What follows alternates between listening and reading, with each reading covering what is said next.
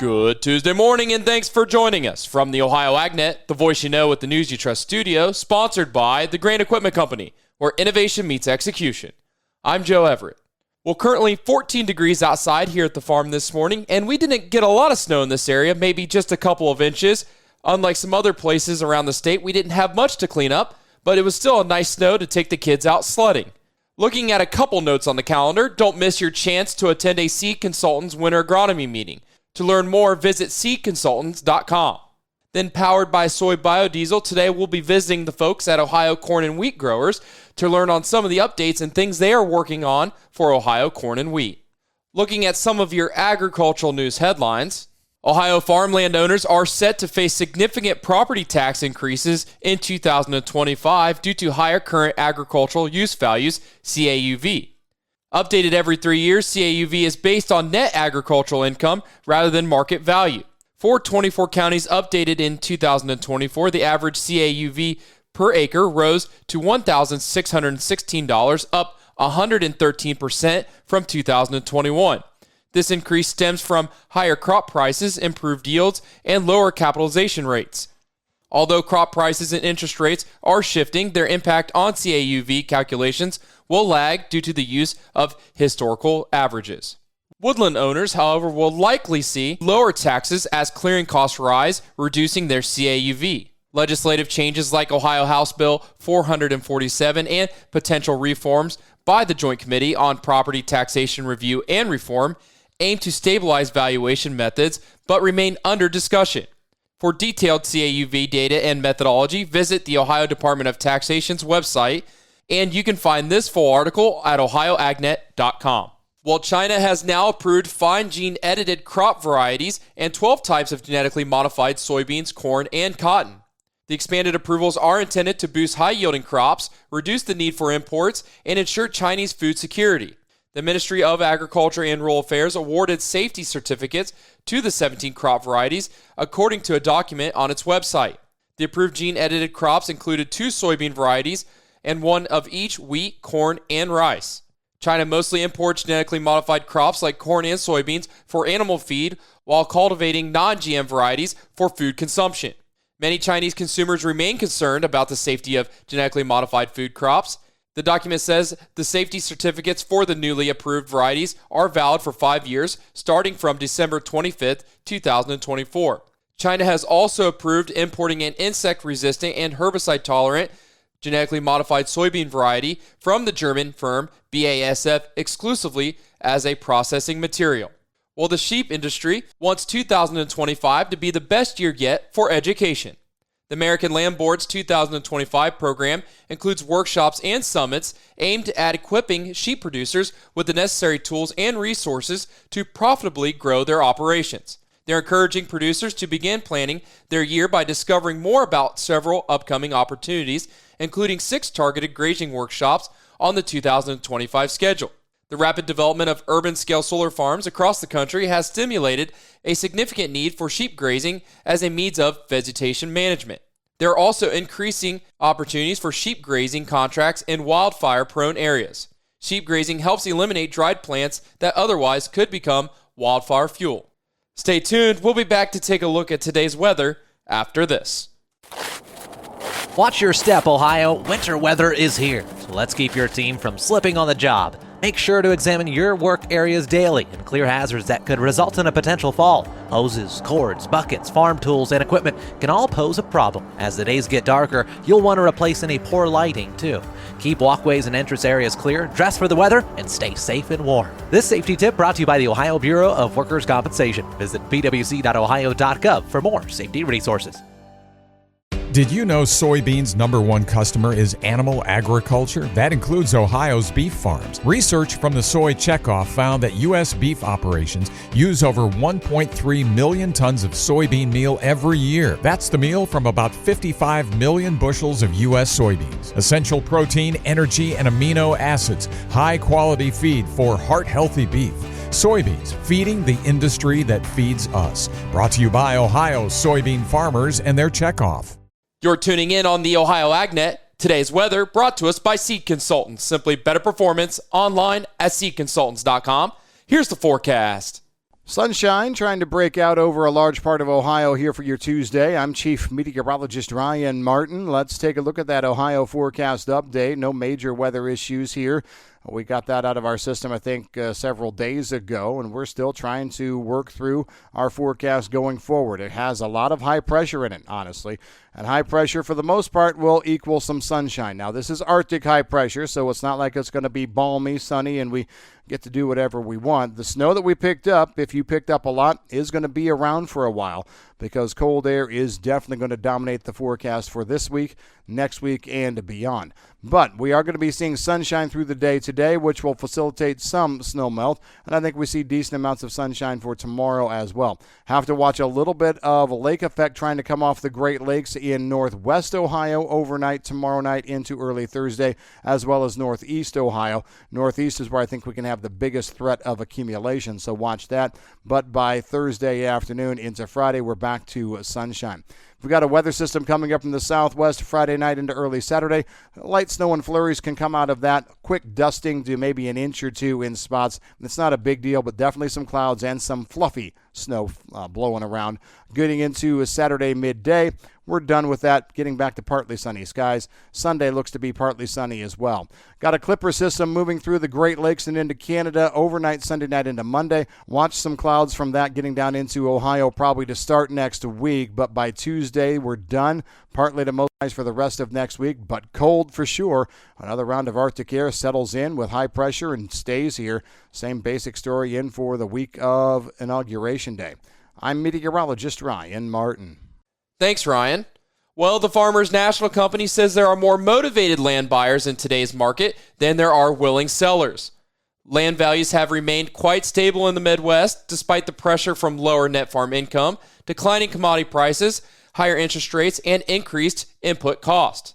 There are many factors for buyers' motivation, but much of it can be explained by mindset translating to demand, says Paul Shadegg, Senior Vice President of Real Estate Operations at Farmers National. Farm operators are still the primary buyers of ag land, and their mindset revolves around reinvesting in their farm, expanding operations, and utilizing today's farm equipment fully. The land location also plays a big part in decision-making, as it often hasn't changed hands for generations, and once sold, it may not be sold again, he added. Across the industry, land listings are down on average by 25% from the active market between 2020 and 2023. Well, yesterday, John Deere revealed a second generation of autonomy platforms for both new and existing tractors.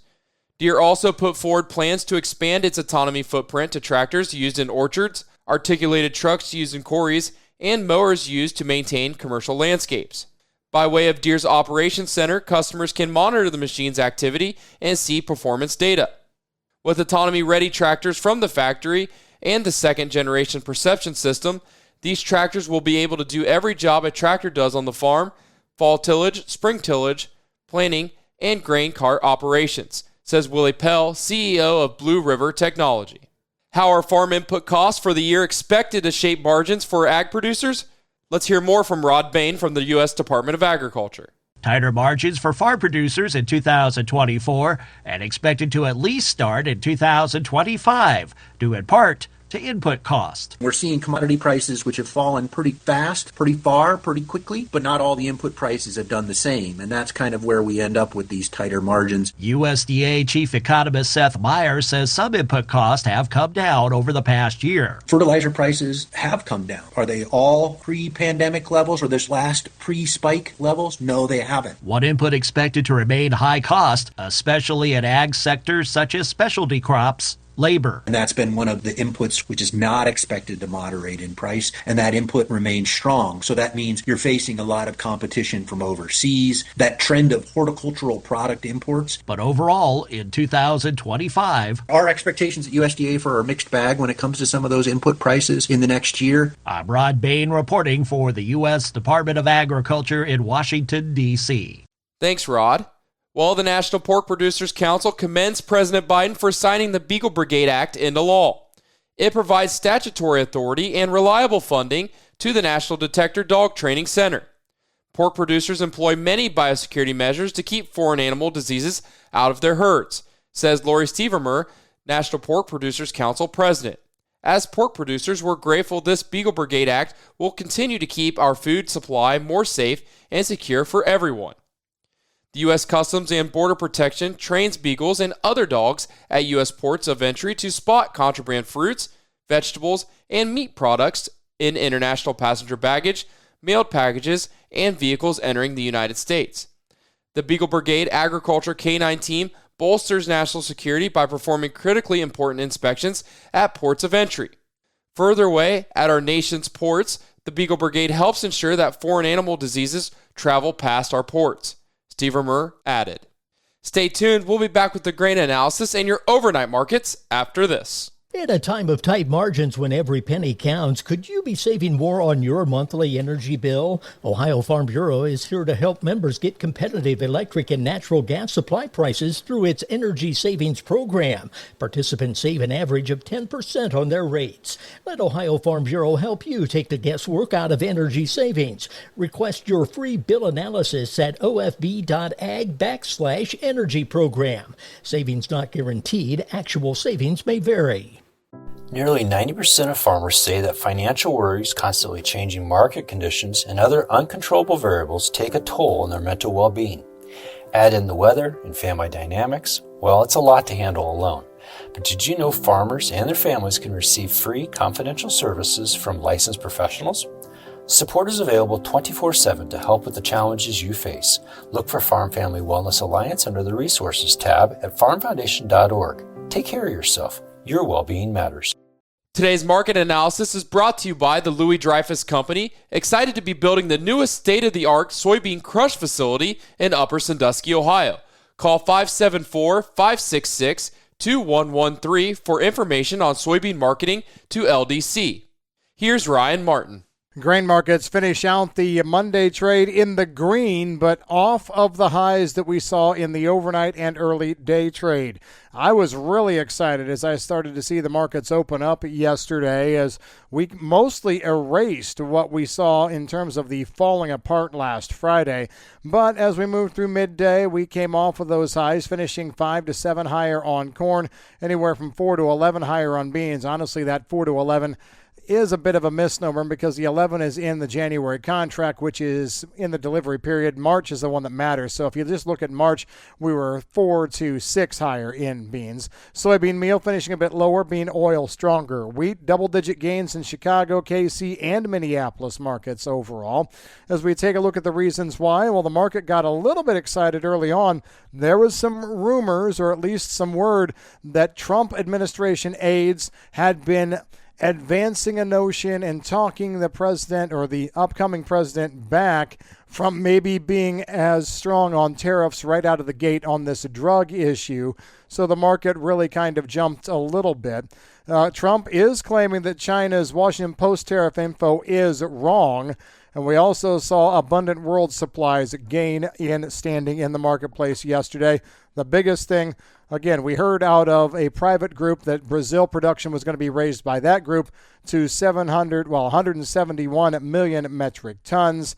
And that was something that really kind of came home in the market. U.S. balance sheet is going to have to change on Friday on the soy oil exports, but everything else is kind of weird here.